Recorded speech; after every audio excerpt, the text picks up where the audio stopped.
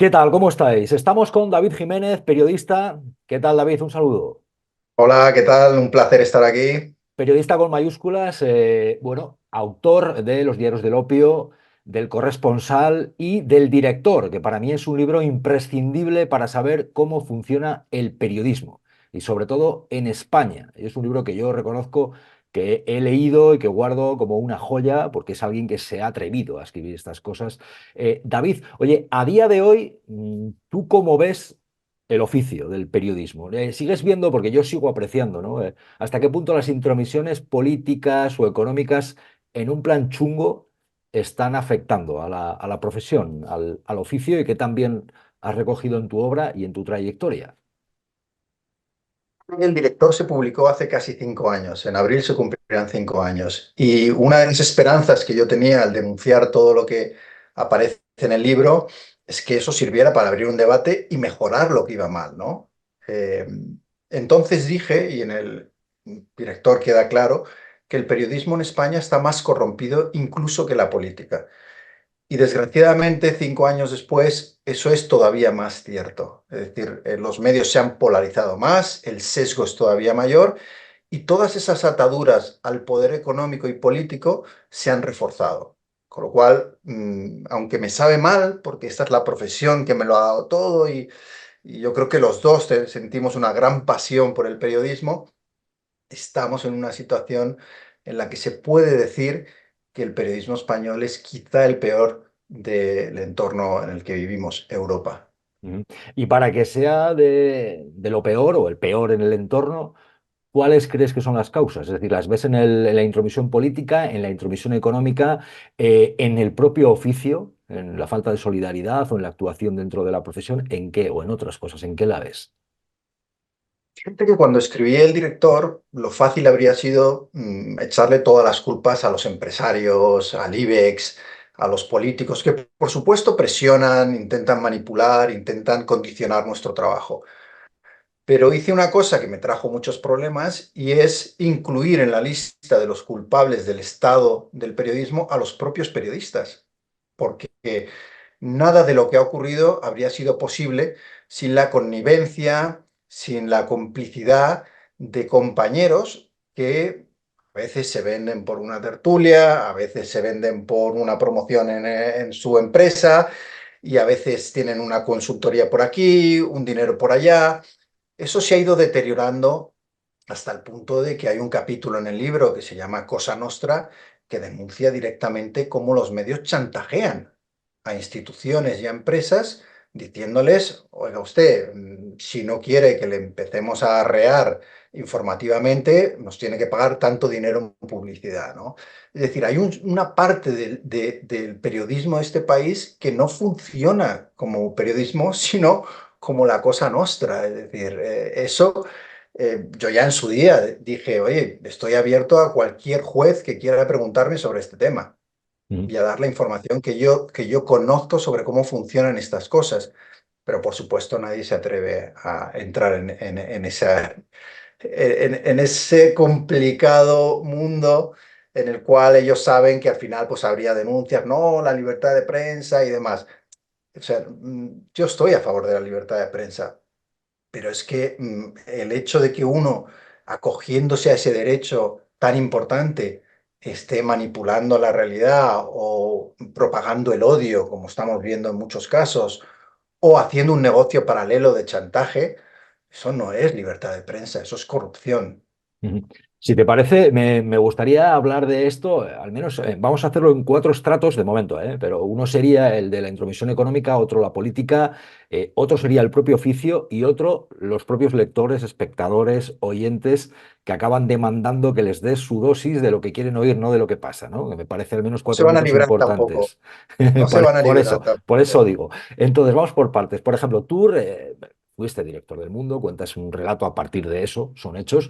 Pero, por ejemplo, cuéntanos los llamados acuerdos, que vienen a ser por qué empresas importantes del IBEX 35, algunas de ellas, bueno, pues logran que no se cuente lo que les afecta de feo en lo que puede ocurrir, ¿no? Y no se publica, ¿por qué? ¿Eso en qué consiste? Es curioso que cuando escribí en el director sobre los acuerdos, hubo mucha gente que se hizo como la sorprendida, ¿no? Oye, aquí se juega, ¿no?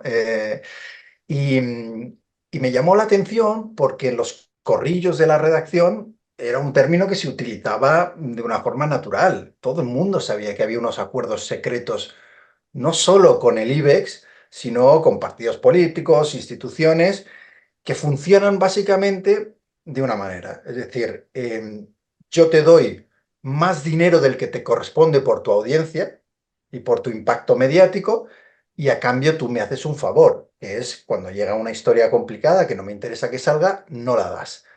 O me haces un masaje periodístico y cuando necesito que el presidente de Telefónica o del BBVA o de lo que sea salga bien en una historia, pues me lo apañáis, ¿no? Entonces, así es como ha funcionado, pero no en la época de la crisis. Es que esto empieza ya en la época de Ansón en ABC, de Pedro J., de Cebrián, de lo que yo llamo ese, bueno, trío de tenores de la prensa que tanto daño le hizo al periodismo de este país. Entonces, esos acuerdos se potencian en el momento en el que llega la crisis y los medios están, pues que prácticamente no pueden ni pagar los sueldos de los periodistas, lo están pasando muy mal y ahí el poder, yo creo que ve una oportunidad.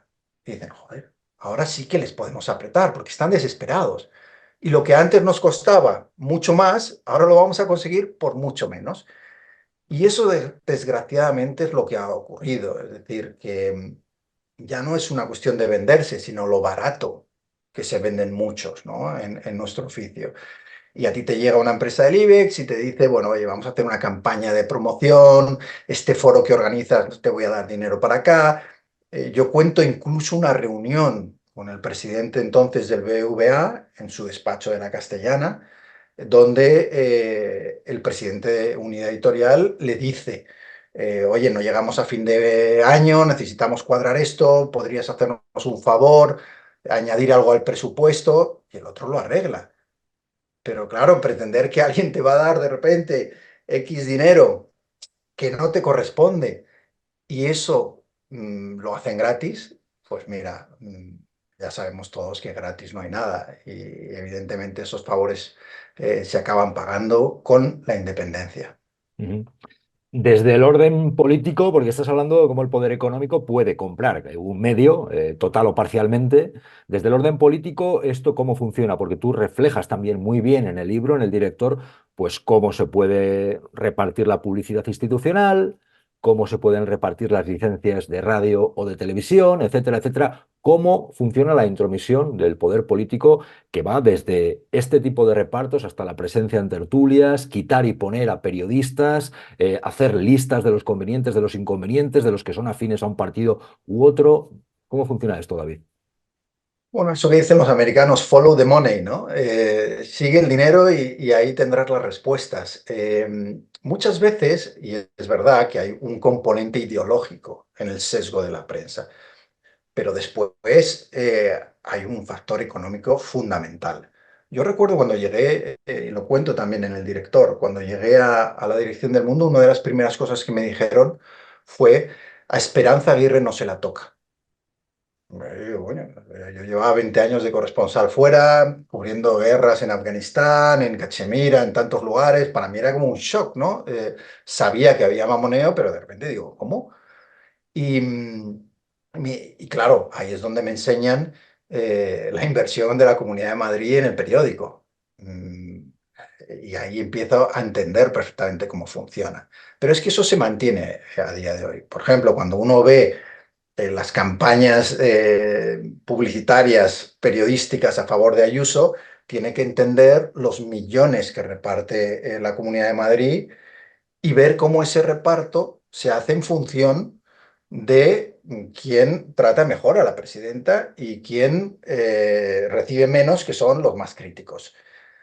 Pero no me quedaría en el Partido Popular, porque esto ocurre con todos los partidos. Quiero decir, es que el PSOE también ha utilizado la publicidad institucional para premiar y para castigar a los periodistas y a los medios. Y eso a nivel, por ejemplo, provincial o de ayuntamientos, es que está extendido en todos lados.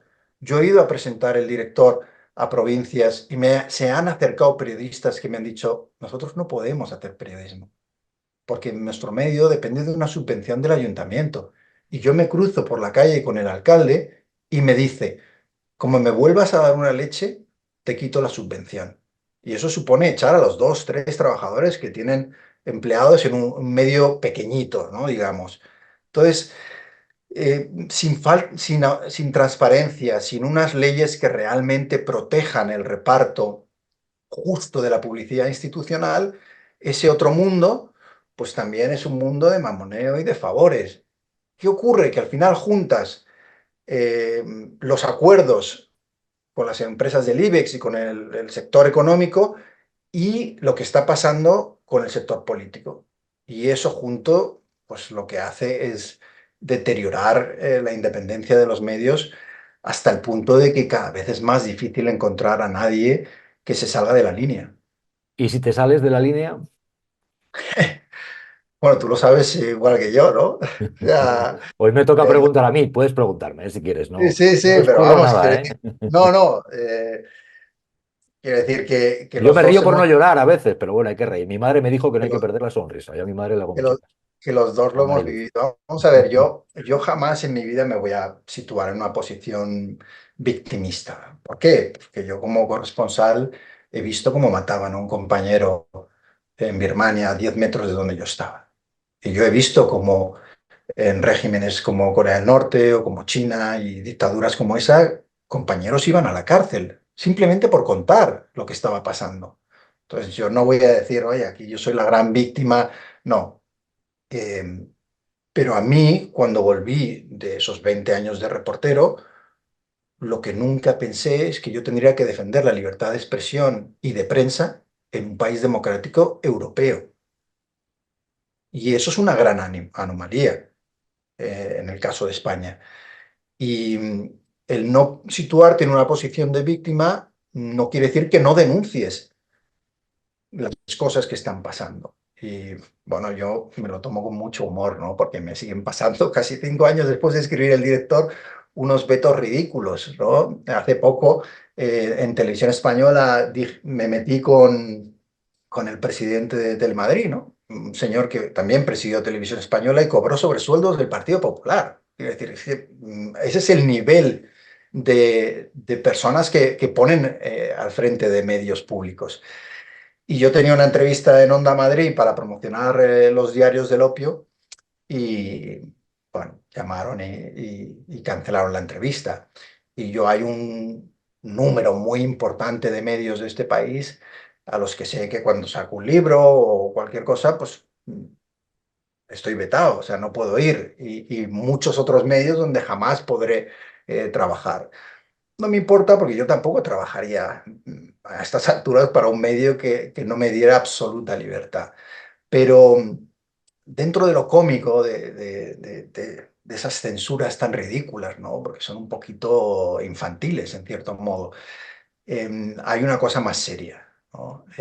Y que afecta sobre todo a periodistas que tienen menos voz que nosotros, que tenemos cierto seguimiento y una historia detrás. Y, y a mí me preocupa mucho que esas presiones ejercidas sobre periodistas que están trabajando en precario son muy efectivas.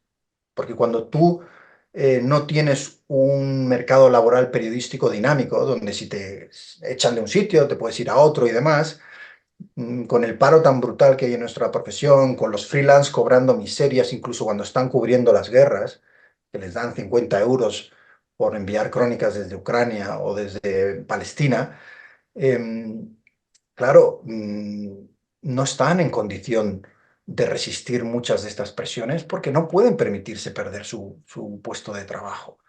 Entonces, los que tenemos el privilegio de que nos ha ido bien en esta profesión, eh, y además en mi caso, pues con los libros y demás, trabajo para medios extranjeros, o sea, nunca he tenido problemas económicos. Me siento en la obligación de denunciar esa situación y pagar esas estúpidas consecuencias que pueda suponer pues que no me lleven a promocionar el libro a un sitio, Eh, Me pasó una cosa muy graciosa también con una empresa del IBEX, ¿no? Que se propuso presentar el director en uno de sus forums y tal, y dijeron, sí, sí, no, puedes venir a presentar el libro siempre que no hables del director. Y digo, vamos a ver, o sea, es que el libro es el director, ¿no? O sea, dice, no, vente, ven para acá, ¿sabes? No sé, habla de la inmortalidad del cangrejo, lo que quieras, pero no del director, ¿no? Y es todo un poco ridículo, pero con un trasfondo muy serio, que es cómo se coarta la libertad de prensa en este país. Ujú.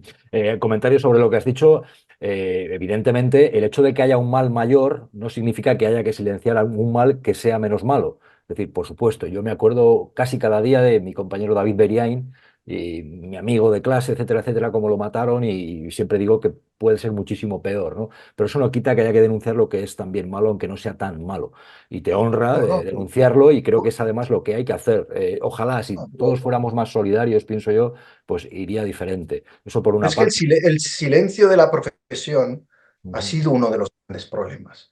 Cuando se publica el director y hay esta reacción tan exagerada, tan ridícula de el sector, digamos, del establishment periodístico, que se siente ofendidísimo ¿no? Este tío ha escrito los versos satánicos del periodismo. ¿Cómo se atreve a tocarnos a nosotros, ¿no? Es decir, la profesión que se dedica a criticarlo todo, políticos, empresarios, deportistas, restaurantes y tal, no puede aceptar la más mínima crítica sobre cómo se están haciendo las cosas, ¿no? Entonces, al revés, yo creo que tenemos la obligación de denunciarlo con la intención de limpiar nuestra casa, porque si no, ¿qué autoridad moral vamos a tener para denunciar a los demás mientras sabemos y ocultamos que en nuestro oficio hay una grandísima corrupción, ¿no? ujú. Entonces, yo creo que es una obligación, sobre todo de aquellos que estamos en posición de hacerlo, porque yo no le voy a exigir a un chaval que está cobrando 900 euros, que depende de eso para pagar un piso compartido, y que y que de repente decir, no, oye, inmólate y denuncia lo que está pasando en tu medio, ¿no? Eso sería absurdo.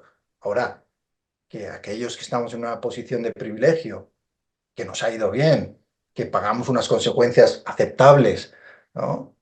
Mantengamos el No, silencio, las que eso es lo que nos... consecuencias nunca, yo esas consecuencias nunca las consideraré aceptables. Mira tú. No, no, no, no. No, es que no lo son. Por eso, No lo no. son porque tú has nombrado a David y yo he perdido amigos en guerras y he visto las consecuencias que tiene que hacer el periodismo y no me da la gana de aceptar que aquí, para que, porque, porque no quieres que te quiten de una tertulia, estés trabajando por un partido o callando cosas que sabes.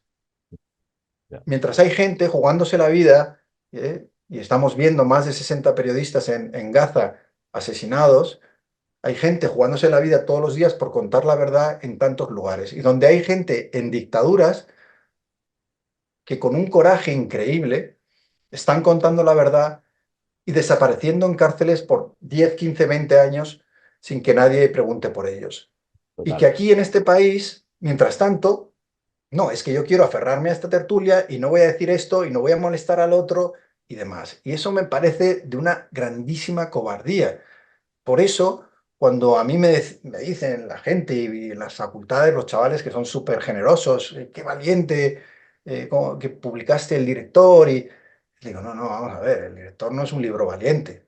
Lo que habría sido es muy cobarde, habiendo sido testigo de lo que fui, no haberlo contado. Eso habría sido cobarde y no estaba dispuesto a hacerlo, ¿no? O sea, a callar, sobre todo ante lo que había visto. Pero mira, hace poco un estudiante me dijo una cosa que me encantó. Había leído el director y me dice, es una carta de amor al periodismo. Le digo, joder, lo has cogido perfectamente. O sea, es una carta de amor al periodismo en el que yo creo. Y sí, tiene una crítica dura y una denuncia dura, pero no del periodismo, sino de aquellos que están en nombre del periodismo haciendo una cosa que no tiene nada que ver. Propaganda, relaciones públicas, llámale como quieras, pero no periodismo. A mí más de una vez me han intentado, ¿no?, denostar el periodismo que llaman crítico, y yo sí soy de los que considera que es un tipo de periodismo necesario en sociedad para mejorar precisamente, ¿no? No para que todo siga igual con ese establishment y demás. Ahí, no sé, hay pasajes del libro, por ejemplo, me llama la atención el reparto en el caso de A3 Media, incluida en su pujante cadena La Sexta, lo manejaba Mauricio Casals, consejero que desde la presidencia de La Razón operaba en la oscuridad como enlace con el gobierno y estaba siendo investigado en varios casos de corrupción relacionados con el PP. En los platos se contaba cómo colegas acudían a implorar al príncipe de las tinieblas, Mauricio Casals, como le habían bautizado en su propia empresa para que no les sacara de las mesas políticas, mostrando arrepentimientos si se habían salido de la línea, prometiendo ser mejores chicos en el futuro. El príncipe es el poder, el príncipe de las tinieblas, uno de estos arquetipos de personajes que puede haber detrás del periodismo, sin dar la cara, moviéndose en esa nebulosa, la gente no le pone cara, tú puedes decir en una conferencia, el príncipe de las tinieblas, la gente dice, ¿quién es? ¿Quién es? Bueno, tienen ustedes, poner el nombre en Google, vienen algunos artículos muy jugosos, pero este tipo de gentes están detrás también del periodismo y manejan. Bueno, son, digamos, los intermediarios, ¿no?, entre el poder y los directivos de los medios. Son los que van y manejan y demás. Pero vamos, es que yo, la manera de operar que tienen, y en este caso concreto, ¿no?, de Casals, yo la viví en directo. A mí no solo me echaron del diario El Mundo, a mí me echaron de Onda Cero y me echaron de Antena 3. Y me echaron cuando demandé a la empresa y convoqué a un juicio a todo el establishment político y económico del país. Yo había convocado a ese juicio en el que denuncié los intentos de manipulación del diario El Mundo y las represalias que yo sufrí, pues desde Florentino Pérez al ministro Soria, a Payete de Telefónica. Bueno, al final, digamos que de una manera un poquito romántica, pensé, oye, voy a ir a por el sistema, pero el sistema va por ti cuando haces eso. Y inmediatamente la reacción fue que me echaron de todos lados, ¿no?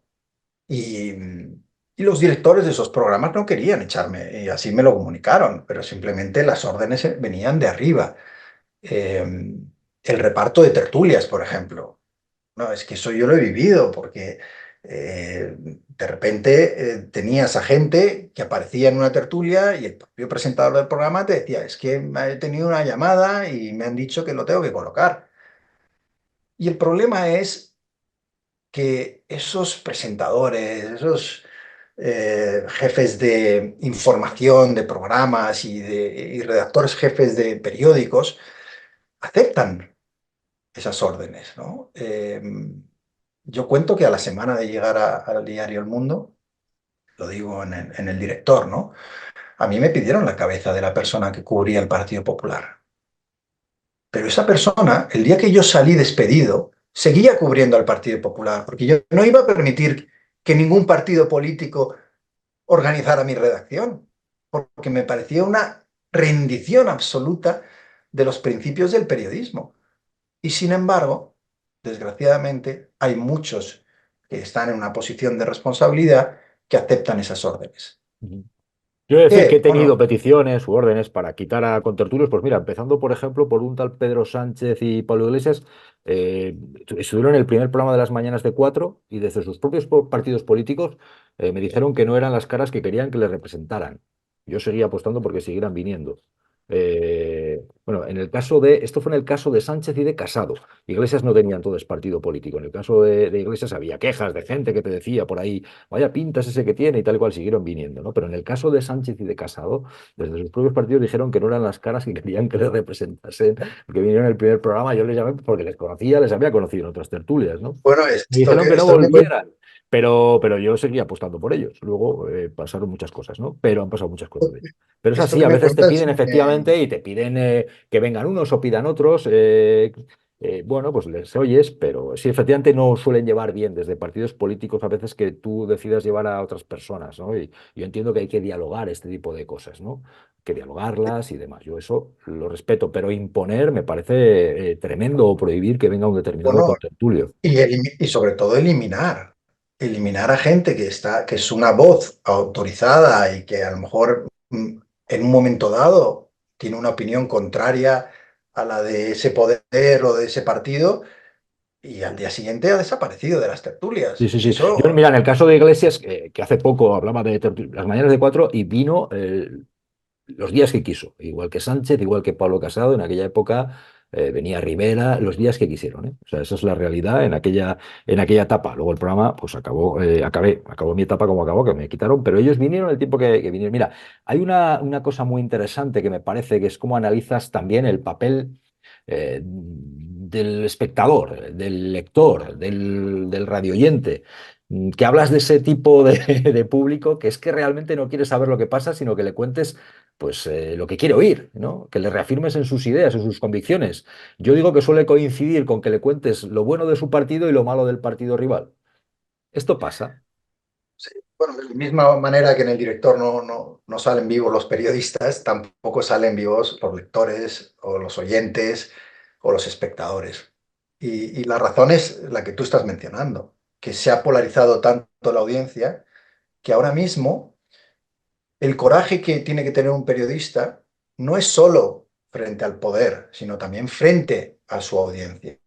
Cada vez hay menos medios, menos periodistas que están dispuestos a contar verdades que puedan incomodar a su audiencia, porque tienen miedo de perderla.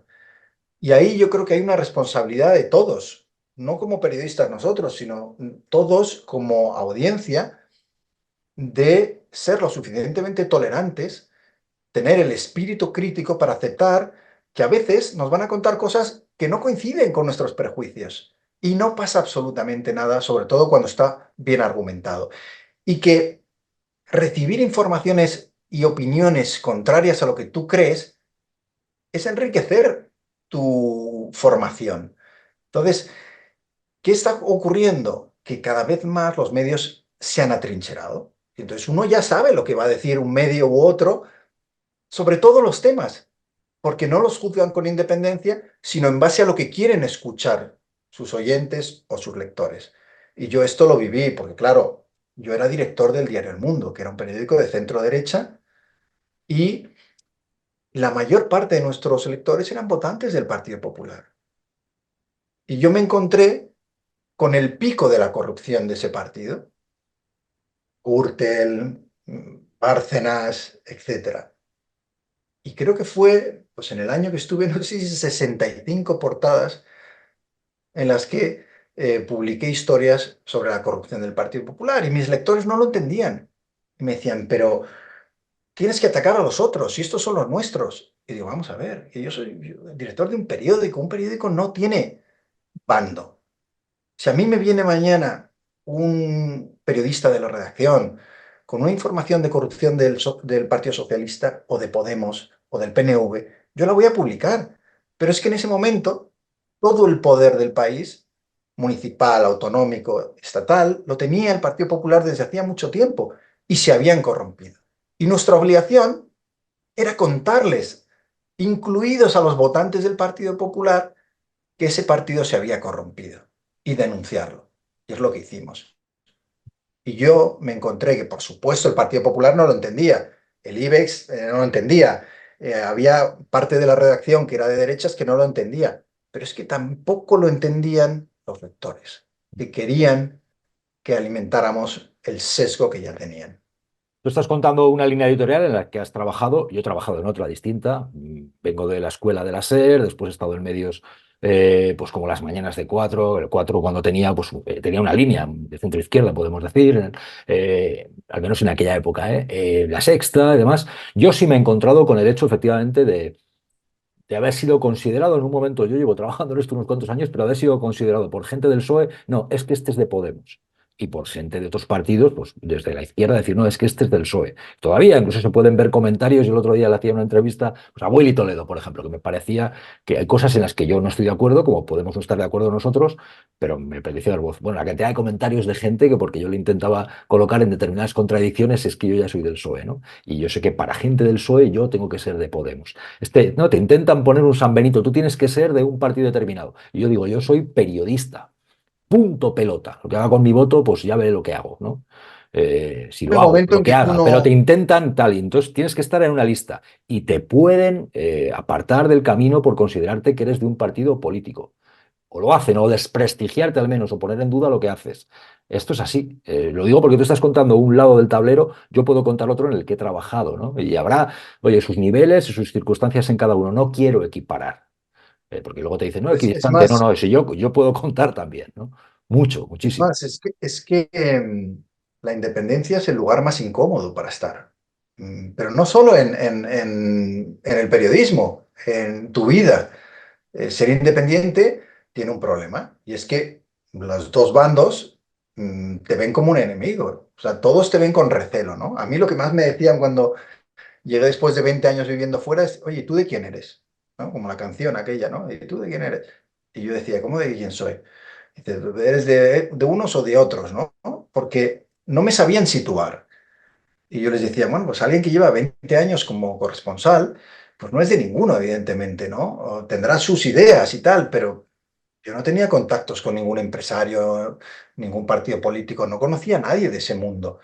Y eso me daba una libertad para poder ejercer el periodismo con mucha libertad.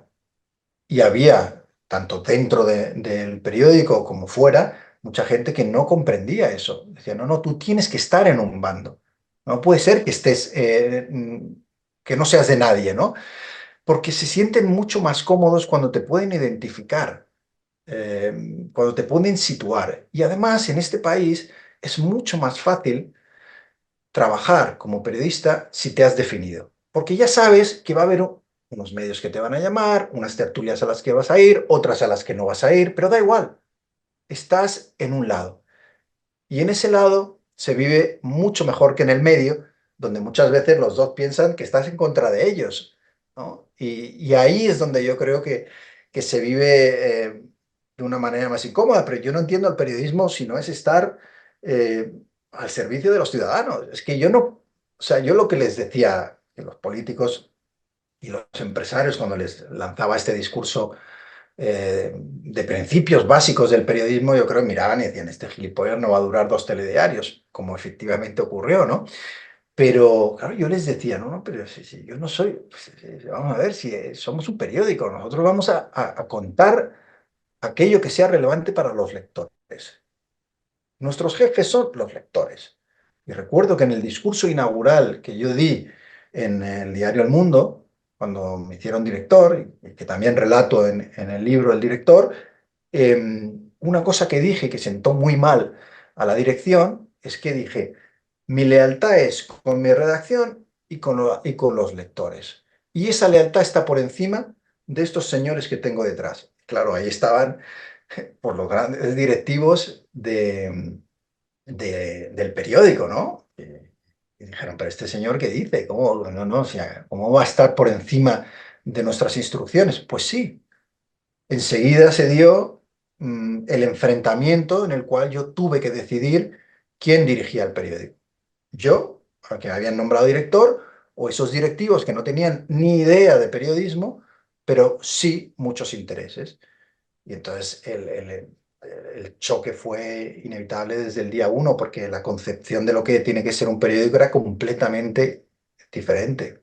Claro, en la línea de lo que estás contando, por ejemplo, en mi caso, lo que me cuesta a veces que haya gente que acepte que a mí me quitan de la pública en la etapa del gobierno progresista, ¿no? Porque la gente a veces, incluso el propio espectador, pues se niega a ver lo que es la realidad, ¿no? Eso pasa. Hay otra cosa del director que me parece muy interesante cuando dices, esperé en vano la llamada o el apoyo de asociaciones de prensa o algunos colegas.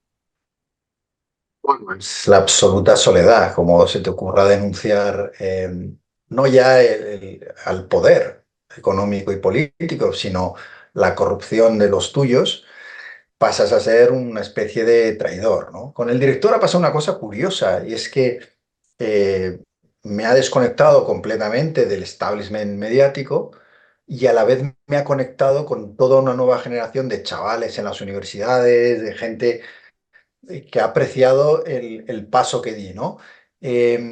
Pero o sea, la verdad siempre tiene un precio. O sea, tú no cuentas la verdad y las cosas se quedan igual, ¿no? Y yo digo una frase en El Director que me gusta especialmente, y está mal que yo lo diga porque la escribí yo, pero bueno, me voy a lanzar esta flor, y es que la verdad tiene muchos amigos, pero muy pocos sinceros. Es decir, nos encanta la verdad, salvo cuando nos afecta a nosotros. Entonces ya no nos gusta tanto, ¿no? Entonces, la verdad es que fue una decepción. Yo me convertí en el primer director de un medio en España que se acogía a la cláusula de conciencia de la Constitución para proteger mi integridad periodística. Denuncié los intentos de manipulación de un gran diario nacional. Fui despedido de tres medios a la vez, como decía antes, vetado en absolutamente todos los lugares donde se podía ejercer la profesión, y ni una sola llamada recibí de ninguna asociación de la prensa. Al revés, cuento en El Director que la FAPE organizó un encuentro con la persona que me había despedido, Antonio Fernández Galeano, y con la entonces secretaria de Comunicación del gobierno, Castro, que era conocida por eliminar a periodistas de tertulias y todo eso, con un título algo así como El futuro del periodismo, ¿no? Es decir, es verdad que la dirección de la FAPE ha cambiado, y digamos que estamos en otro momento, pero es verdad que aquello fue increíble. Es decir, no solo no me intereso por que un director de un gran diario esté denunciando la censura, la manipulación, las represalias que estaba sufriendo, sino que invito a los que han ejercido esas represalias y han hecho todo lo posible por echarlo a hablar con el patrocinio de un gran banco, creo recordar, del futuro del periodismo y lo que tiene que ser el periodismo. Entonces, claro, el nivel de cinismo fue terrible, ¿no? Y luego yo digo que escribir El Director a mí me costó algunos enemigos, que yo lo daba por hecho, pero también perdí amigos, o entre comillas amigos, porque claro, alguien que porque cuentas la verdad se distancia de ti eh, por miedo a ver qué le puede pasar a él o a ella, es un poco triste, ¿no? Pero me encontré mucha cobardía. Gente que todo lo que está en el libro me lo había contado, lo habíamos hablado, estaba completamente de acuerdo, que salían en Twitter a decir qué vergüenza, cómo te atreves a escribir esto, ¿no? Y yo decía, pero vamos a ver, si esto es lo que hemos hablado en los corrillos de la redacción toda la vida, ¿no? Y ahora, bueno, hubo eh, también un acto de traición que se cuenta en el libro brutal, ¿no? En el que se puso una carta acusándome de cosas muy graves en la pared de acceso a los baños de la redacción, es decir, donde todo el mundo la iba a ver y donde se pedía que la redacción firmara en mi contra. Y ahí se produjo lo que yo creo que fue un ejercicio de dignidad. Solo 10 de los 300 periodistas del mundo firmaron esa carta, ¿no? Y eso yo creo que también dice que hubo un punto en el que la gente dijo, vale, sí, vais a por él, pero llega un momento que tampoco esta carta llena de mentiras la vamos a firmar, ¿no? A pesar de que se iba a dar días después la lista de los despedidos en un ERE. Bueno, aquello me congratuló bastante con la redacción, ¿no? Porque yo creo que mucha gente, luego me ha pasado una cosa muy curiosa, la gente que está en la redacción del Mundo pues no pueden decir lo que piensan, evidentemente, porque hay represalias, y en cambio los que han ido saliendo me han llamado, oye, todo lo que decías era verdad y tal, ¿no? Eh, yo creo que nos falta coraje, ¿no? En el periodismo español, coraje para...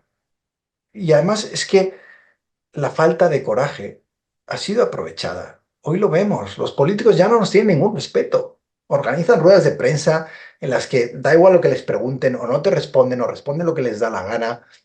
Vetan partidos como Vox, pueden vetar a periodistas y el resto de compañeros siguen yendo a esas ruedas de prensa en vez de levantarse y decir, si no van mis compañeros, aunque sean de la competencia, yo no me voy a quedar aquí, porque eso es un incumplimiento del derecho de información de los ciudadanos y no lo voy a aceptar.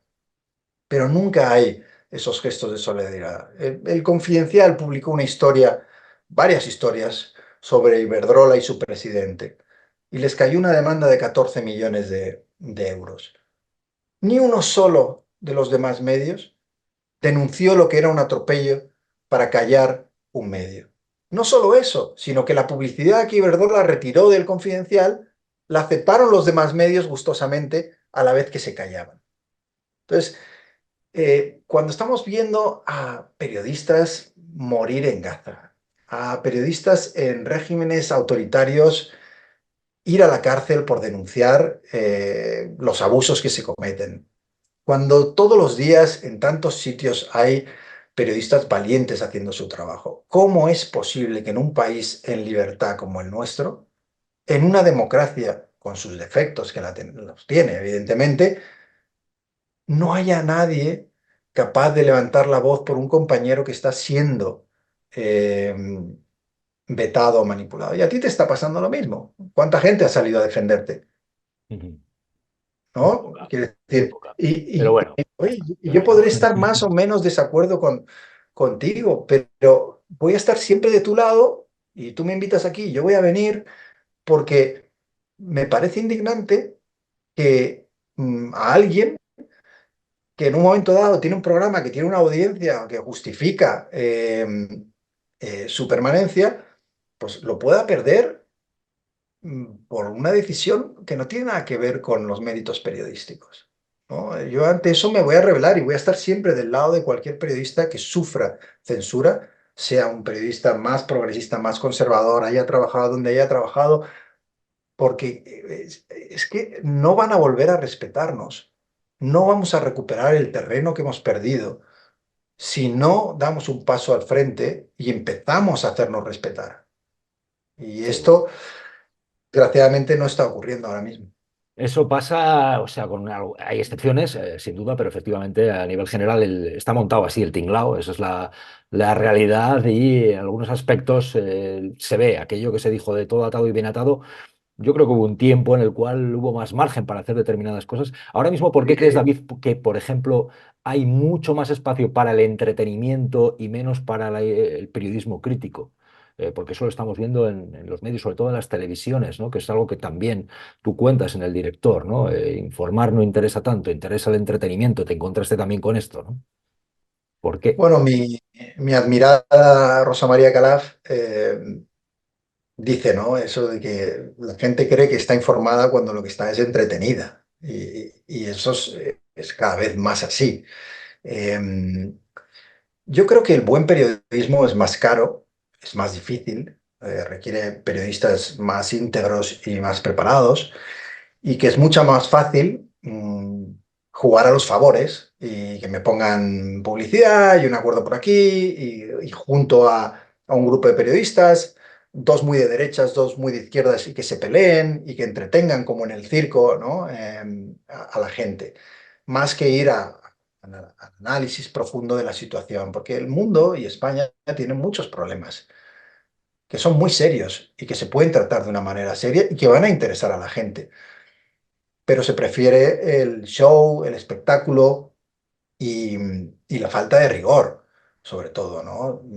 Entonces, uno dice, bueno, pero estos eran todos los sitios igual. No, perdona, pero no. O sea, De hecho, hay un España, periodismo, yo creo que en España, ahora mismo, de modo de ver, de entrada, hay un periodismo que tú dices, es más caro el buen periodismo y también da menos problemas en teoría a los jefes porque criticar a alguien que tiene mucho poder, pues menos. les puede suponer que levanten un teléfono, les quiten una campaña. Eso por otra parte. Y luego yo en mi experiencia sí me he encontrado con gente que te escribe en las redes o dirigentes políticos que han dicho, no, Cintora llenaba el programa de TVE de fachas, me lo han llegado a decir, ¿eh?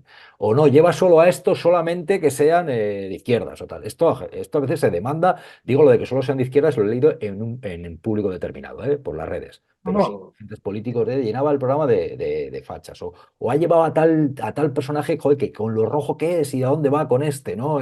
Un antisistema. Esto también me lo he encontrado. Es decir, al final.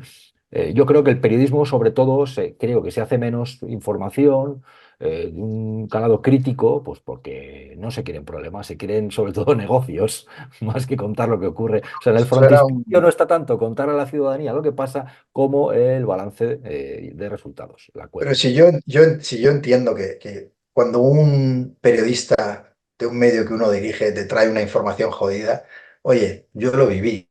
Recuerdo que iba a conocer a Rajoy, y esto lo cuento en el directorio, es una de las partes más divertidas, yo creo, del libro, cuando de repente, eh, a la una tenemos un encuentro, 7 ministros, Rajoy, el presidente te quiere conocer, me habían dicho, tal, el nuevo director del Mundo. Y a las 10 de la mañana me viene un periodista de la redacción y me dice, oye, tengo el auto judicial que dice que los 4 presidentes del PP conocían la caja B. Hostia, y yo digo, no, coño, no, pero podía traérmelo mañana. O sea, no podía ser en otro momento. Pero claro, uno no elige el momento. El tío me dice, si no lo damos nosotros ya en la web, nos lo van a pisar. Y entonces digo, a 5 columnas, que abra la web. Y me voy a la, a la reunión de unos premios que daba el periódico Expansión, Hermano del Mundo, a conocer a Rajoy. Y claro, no se produjo el encuentro. Lo que se produjo fue una persona de su gabinete viniendo a la mesa donde yo estaba para decirme que si por favor podía retirar esa información, ¿no? Y le dije, mira, me gustaría, y es verdad, me gustaría, o sea, me gustaría porque a mí me interesaba más, a lo mejor, que hubiera sido un caso contra la oposición, porque mis lectores estarían más contentos, pero es que si yo me hubiera metido en esta profesión para que el cliente saliera siempre satisfecho, pues en vez de periodista me habría hecho pastelero o habría montado una tienda de dulces, donde los clientes salen siempre encantados. Pero el periodismo es el oficio de cabrear al poder, de vigilarlo, de fiscalizarlo. Yo creo mucho en la función del periodismo como guardián del sistema. Cuando hay un abuso, nosotros ponemos el foco y lo denunciamos. Cuando hay una injusticia, vamos ahí y la contamos. Y siempre lo hacemos con la intención de que eso se pueda reparar, porque en el secretismo, en la oscuridad, las cosas no se saben y no se pueden reparar. Entonces, eso tiene problemas, porque cuando tú cabreas al poder, pues el poder evidentemente tiene resortes y tiene herramientas para ir a por ti. Sí, sí, no, sin Pero duda, y es que actúan. Además es que si llevan mal actúan, incluso... Yo, mira, yo recuerdo, por ejemplo, una anécdota, podría contar un montón, pero hoy el entrevistado eres tú. Te llamo yo a ti para entrevistarte. Una mañana de un lunes, yo dirigía los informativos del fin de semana en la SER. Una mañana de un lunes estaba yo en la farmacia, una llamada, Gaspar Zarrías, PSOE de Andalucía, una bronca porque había hablado del caso de los seres de Andalucía en el hora 25 de la noche anterior. Bueno, la bronca que me echó ese tipo, que por cierto estará por ahí, impune, me imagino, por haber tocado el tema de los seres de Andalucía. Primero dije, ¿este quién le ha dado mi teléfono? ¿Cómo lo ha conseguido? ¿Y quién se cree para mí hablarme de esta manera? Tío, que es un político, que es un periodista, que hago mi trabajo. En fin, alucinante. Te quiero preguntar cosas de la actualidad. Te voy a preguntar por lo que ha pasado con el caso Neurona, el archivo, por la monarquía, y te quiero preguntar previamente, desde tu experiencia, ¿dónde está el escalafón del poder en España? ¿Dónde está el verdadero poder? O los intocables o los que más cuesta o puedes pagar tocarlos. ¿Está en la monarquía? ¿Está en Florentino, gente importante de energéticas, de la banca? ¿Dónde te has encontrado que son los más intocables o los más poderosos? Los partidos eh, políticos también, sin duda. los políticos van y vienen, pero Florentino Pérez lleva décadas ahí. Es un poder omnipresente e inmortal. Oye, uno le desea la mejor salud posible, ¿no? Pero la realidad es que hay 100 personas, yo diría, ¿no? En España que mandan muchísimo sin haber sido elegidos por los ciudadanos para esa responsabilidad, porque es un poder que se ejerce en la sombra. Y el más listo, el más inteligente, yo creo, en eso ha sido Florentino, ¿no? Que lo ha ejercido de esa manera, también utilizando el Real Madrid, que es un gran resorte de poder. Pero luego hay un grupo pequeño de empresarios del IBEX, de conocedores, tú antes has mencionado a Casals y de gente que está por detrás, en los medios también, ¿no?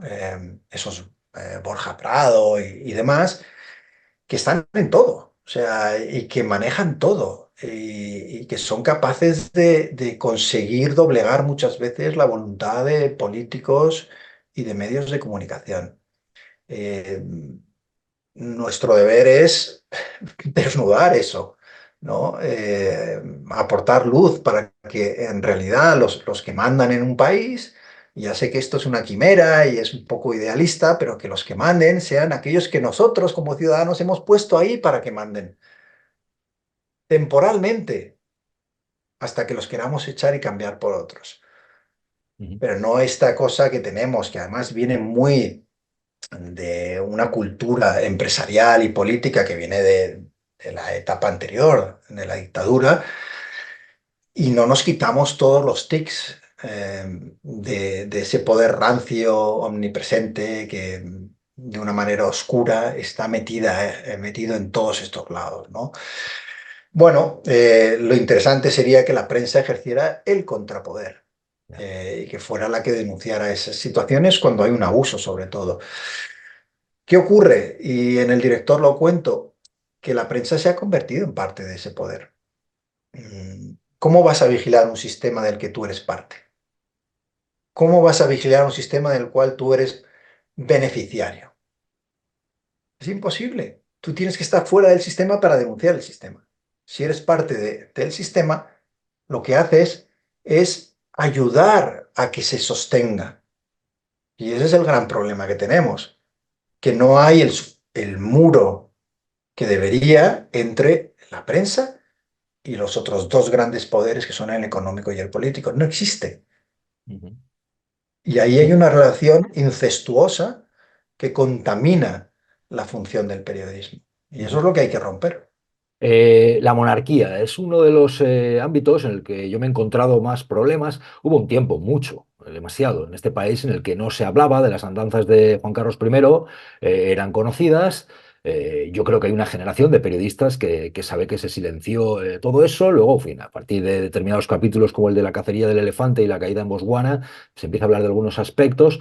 Pero ha sido un ámbito intocable, ¿no te parece? Y yo creo que es arquetípico de lo que nos contaban, porque nos pintaban una familia modélica, que todo iba muy bien, era el rey ejemplar, España era Juan Carlista, pero luego nos encontramos con que había dinero fuera de España, testaferros y finalmente la impunidad.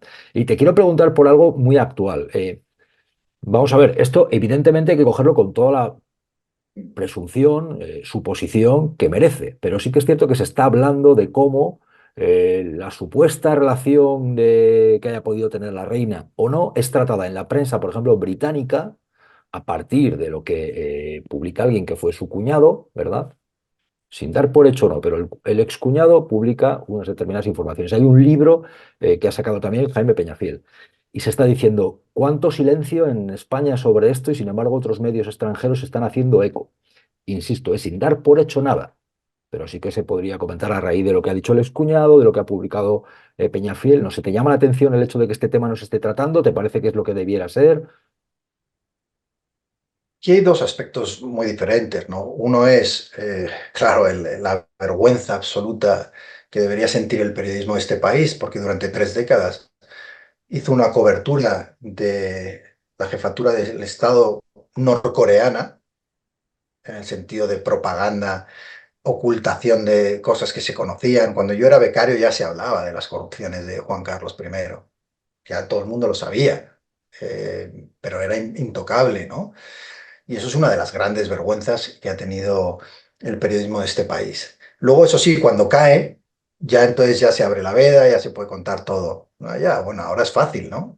Pero había que haberlo hecho antes. Bueno, Eso todo, al todo, final, todo, todo ni siquiera tampoco, ¿eh? Yo he vivido cómo no, se ponían muy no, nerviosos no, si todo por tocabas el supuesto. tema todavía No, de... no, todo por supuesto que no. Y además dentro de todo esto hay una estrategia para proteger al hijo, evidentemente, pero Y el sistema, en cierta forma, también, porque el todavía, por sistema, claro. desgracia, se considera que este tipo, que mira tú, vive hasta fuera de España, es como una parte del sistema, ¿no? Como que... Bueno, es que Entonces, porque si medio, no se temiera esto, habría sido de llamado a declarar. Si no se te mira por el La, sistema o por lo que puede la- suponer, la- se le habría llamado a declarar como una democracia normal. Sí, eso se hace bueno, la mitad porque se del, teme eso y evidentemente proteger al hijo, al que yo no culpo, cuidado, de lo que haya hecho el artista este, el emérito. la mitad del país sigue excusando el comportamiento de Juan Carlos I. Yo creo que es una prueba de que a veces en España dejamos que nos roben con gusto. Decir, ¿no?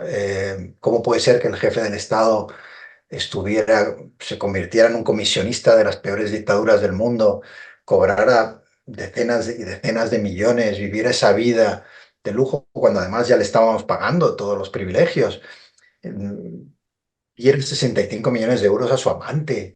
Quiero decir, es tal el escándalo que se pagara con dinero de mis impuestos para callarle la boca a una vedette porque tenían una relación y que eso se hiciera con mi dinero. O sea, mi dinero, oye, que vaya a hospitales, que vaya a educación, que vaya a lo que sea, pero que no vaya a sobornar a, a una amante del jefe del Estado. Entonces, bueno, el que haya gente que todavía encuentre comprensión y diga, bueno, es que defendió la democracia en el golpe de Estado, digo, vamos a ver, es que le tengo yo que agradecer que no se sumara al golpe de Estado. Bueno, Y gracias. de hecho sigue habiendo documentos clasificados precisamente Bueno, sobre eso ese capítulo de aparte, la historia de sí, o sea, España. yo me estoy basando en la versión Oye, oficial del que fue el defensor, porque evidentemente, y hace poco en un documental, gente del CNI de esa época lo implicaba directamente. Pero bueno,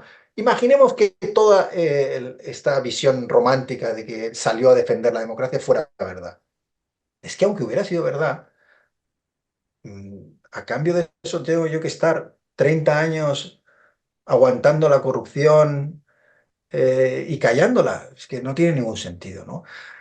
Eso es por un lado. Y creo que Felipe VI y la reina Leticia tienen que ser sometidos al mismo escrutinio que cualquier político, que cualquier empresario, que cualquier periodista, y que tiene que ser investigado cuando hay sospechas de que hay un caso de corrupción o tráfico de influencias o cualquier cosa. Que por ahora, tú lo has dicho, no hay ningún indicio de que Felipe VI esté metido en nada de esto. Vale. Nos vamos a lo que ha aparecido en los últimos días.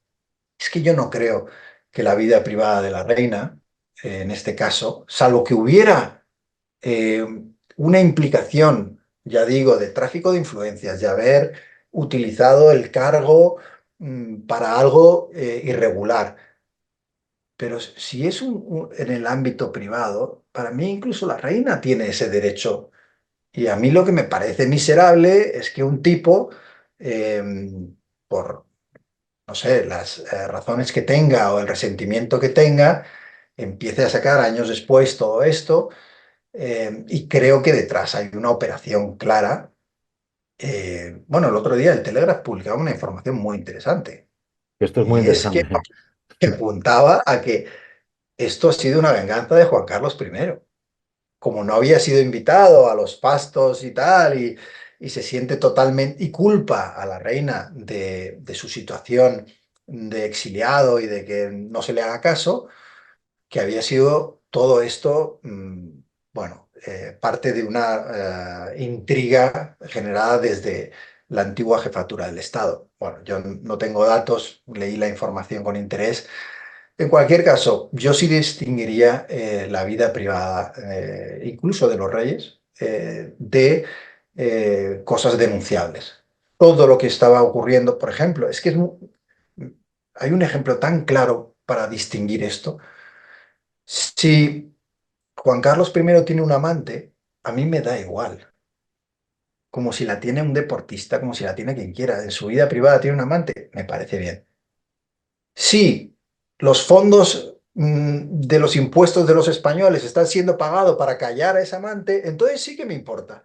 Entonces sí que me parece un escándalo. Entonces sí creo que lo tenemos que denunciar. Esa para mí es la diferencia clave.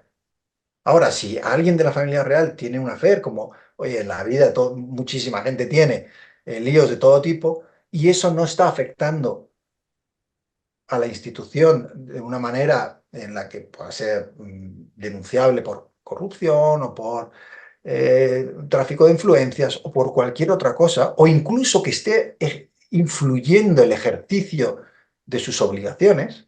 No, es que, oye, mientras estaba con un amante, en vez de irse a presentar esto que tenía que haber hecho o este viaje diplomático, bueno, vale, pero tiene que demostrarse que hay un impacto en su labor institucional. Y si no, me parece que es miserable, sinceramente, el entrar en ese juego. Yo, si fuera director del Mundo, no habría entrado en esto, salvo que mis periodistas me presentaran un caso sólido de que hay una irregularidad, Ujú. más allá de cualquier otra cosa, ¿no? O el ámbito que puede haber de financiar con dinero público o con espacios públicos, con una seguridad pública, el hecho de utilizar esto, ¿no?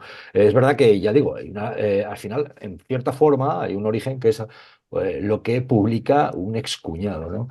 También, por cierto, es muy llamativo el contexto en el que se está produciendo esto de determinados ámbitos de la extrema derecha, Esto no es casualidad. poniendo en el punto de mira a los reyes, que eso también está ocurriendo, o manifestándose frente a la sede de Ferraz recortando el escudo de la bandera, ese es el contexto, eso está ocurriendo. Y- Caso Neurona, te pregunto también, David, el archivo de un sí. caso que llevó a publicaciones en periódicos, en medios de comunicación, dando por hecho que estaba implicado en corrupción Iglesias, Monedero, el propio partido Podemos, y años después, 3 años después, el juez Escalonilla archiva. Claro, es un tiempo muy apreciable, 3 años, casi toda su etapa de gobierno para Podemos en ese punto de mira y con publicaciones desde medios de comunicación con acusaciones graves. Mira, mis amigos de derechas, que los tengo y buenos algunos, nunca han entendido cuando digo una cosa, y es que Podemos, siendo un partido al que yo no he votado y no votaría, em, sufrió durante años la campaña más sucia que ningún partido ha padecido en democracia en este país, a nivel mediático, judicial y político. Se utilizó todo para destruir ese partido. Esto no quita, porque luego hay gente que dice, bueno, pues lo mal que le va a Podemos, todo se debe a eso. No. O sea, vamos a ver, eso no quita que el liderazgo de Podemos, por sectarismo, sesgo e incompetencia, le haya hecho un daño también muy grande a ese partido. Pues las dos cosas son compatibles. Que Podemos fue víctima de una campaña sucia para intentar destruir sus opciones de llegar al gobierno, eso es clarísimo. Que aparte el equipo directivo con Pablo Iglesias al frente, que sigue además mandando evidentemente en el partido, eh, tenga mucha responsabilidad en el deterioro que se ha producido en esa formación, también es cierto. Entonces son dos cosas compatibles. Entonces cuando dices una, la gente te dice, ¿ves esto? No, la otra.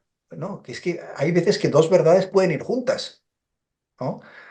Ahora, es muy importante denunciar la parte de la manipulación, de la campaña grotesca contra Podemos. Porque aunque uno no esté de acuerdo con ese partido, si quiere tener una democracia saludable, no puede aceptar que contra el que se discrepa se pueda utilizar los resortes del Estado, es decir, de nuevo el dinero de todos los contribuyentes, para destruir a una formación adversaria, que es lo que ha pasado. Entonces, yo me parece de las cosas más graves que hemos vivido, ¿no? En los últimos años. Eh, el Partido Popular creó una policía patriótica. Claro, a mí me hace gracia cuando dicen, no, es que Pedro Sánchez asalta las instituciones y tal. Por supuesto que las asalta, ¿eh? Yo, vamos, muy crítico con Sánchez y la manera en la que está parasitando las instituciones, la última, la agencia F, ¿no? Colocando a gente que, oye, tendrá sus mejores intenciones, pero que no es posible que tú, un miembro del gobierno, que ha sido miembro del gobierno, pase a dirigir una agencia de noticias pagada por todos los españoles para dar información independiente. Vale, oye, yo criticaré siempre que eso lo haga quien lo haga. Pero claro, que eso lo critique un partido que desde el gobierno, desde el Ministerio del Interior, monta una policía patriótica para destruir a sus adversarios, ya sea en Cataluña o para montar informes falsos contra Podemos, es que a mí eso me parece me parece mafioso directamente. Y el gran problema que tiene este país es que toleramos esos abusos cuando los cometen los nuestros. Y esa es una discusión que tengo yo a menudo con votantes del Partido Popular o votantes del PSOE. Les digo, pero vamos a ver, digo, si es que independientemente de que sea tu partido, tú tendrías que ser el primero de decir, en mi nombre no se monta una policía patriótica para atacar a los adversarios. No lo voy a permitir, en mi nombre no. Entonces, mientras haya esa tolerancia y digamos, no, Pedro Sánchez es un asaltador en serie de las instituciones públicas y no respeta la neutralidad de lo público, pero en cuanto los míos lo están haciendo, me parece estupendo que lo hagan los míos. Ujú. Te voy a hacer una Bueno, pregunta que me hacen bastante en las conferencias que hago, que es la gente con la mejor intención del mundo. Te preguntan, oye, ¿cómo informarnos? ¿Qué vemos? Y esperan que les digas sí, quizás joder, un medio determinado, decir, aquí está la verdad y la vida. Mirad. esa- Pues eso a mí me tengo yo. cuesta un montón responder a esta pregunta. Te la voy a hacer a ti. Es que cuando el ¿Cómo, la gente dice, ecosistema, ¿cómo nos informamos? ¿Qué hacemos? Yo sí les digo que les respondo, ¿eh? Yo les doy mi respuesta, pero quiero la tuya. cuando el ecosistema está tan corrompido, cuando el sistema de favores del que hablábamos en el director y demás está tan instalado, es muy difícil que ningún medio pueda ejercer un periodismo independiente. Entonces, mi respuesta, que me hacen esa pregunta también muchísimo, es que ya es muy difícil decir, no, yo voy a fiarme de este medio concreto. Fíate de periodistas que tengan el coraje de denunciar a unos y a otros, que tengan la independencia de criterio y la valentía de decirte cosas que a lo mejor no te van a gustar. Esa idea de yo soy del mundo y me leo el mundo y con eso voy a conocer la verdad, o del país, o de la SER, o de la COPE. No, es que no vas a conseguir tener una foto real de lo que está ocurriendo. Entonces yo a veces pongo el ejemplo de Ucrania, ¿no? Pues yo cojo ahí en Twitter, ahora llamado X, yo me hago una lista de reporteros y periodistas que yo sé que son rigurosos, buenos, que están contando la verdad, que están sobre el terreno. Y entonces mi información, mi diario, no es ya uno u otro, es una selección de los periodistas en los que yo confío. Y en política, en nacional y en otras, yo creo que la única opción que nos queda es esa, es ir a aquellas personas que nos han demostrado coraje, que nos dan confianza y que muchas veces puedan no decir exactamente lo que queremos, pero que son honestas. No busques la derecha o la izquierda, no busques un sesgo, busca honestidad. Porque hay muchos periodistas de izquierda todavía que son honestos y hay periodistas de derecha que son honestos y con los que yo puedo no estar de acuerdo. Y ahí es donde te haces esa ensalada, digamos, esa mezcla que te puede acercar a la realidad dentro de lo difícil que es con esta invasión que tenemos de oferta informativa, ¿no? Pero no sabría decirles, oye, no, lee este medio concreto, escucha esta radio concreta, ve esta televisión concreta y ahí vas a encontrar la verdad. Yo creo que Ya eso somos ya, dos, ya somos dos, ya somos dos. Pues, yo suelo decir, ¿no? Y abrir la mente, es decir, que a mí no cuesta nada decir, pues eso, el caso Gürtel, corrupción, el caso de los seis de Andalucía, corrupción, uno del PP, el otro del ¿no? PSOE, el consejero de Izquierda Unida de Caja Madrid que se lo llevaba por estar ahí, corrupción. No cuesta nada por asumirlo, que hay que decir, en Podemos, las guerras internas que ha habido, lamentables, pero lo que decías tú, más allá de la guerra sucia que ha habido, pero también han tenido unas guerras internas que son despreciables. No cuesta nada Es verdad que hay decirlo. que salir, es verdad que Independentistas, Puyol, o este, como digo, me gusta decir a mí, no está condenado, pero un chorizo.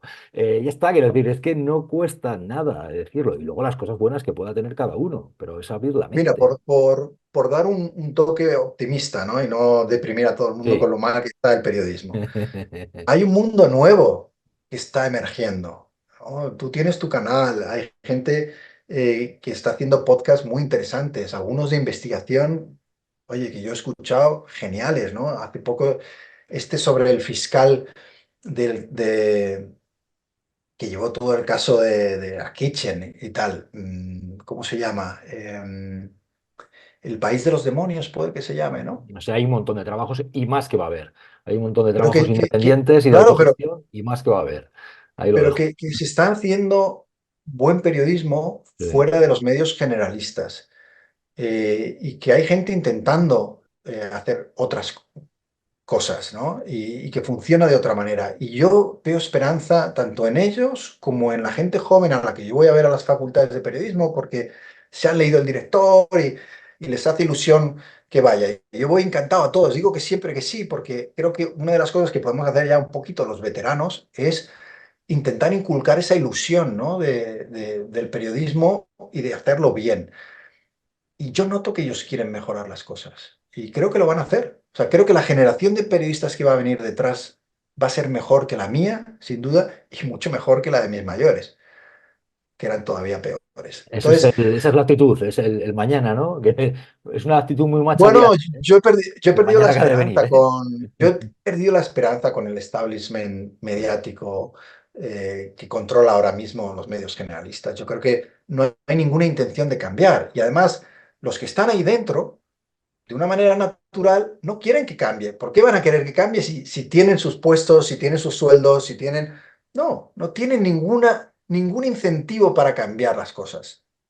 Ahora, los que vienen por detrás sí tienen el incentivo de cambiarlas, porque esta gente no se quiere marchar. Son generación tapón, o sea, quieren seguir ahí con 90 años.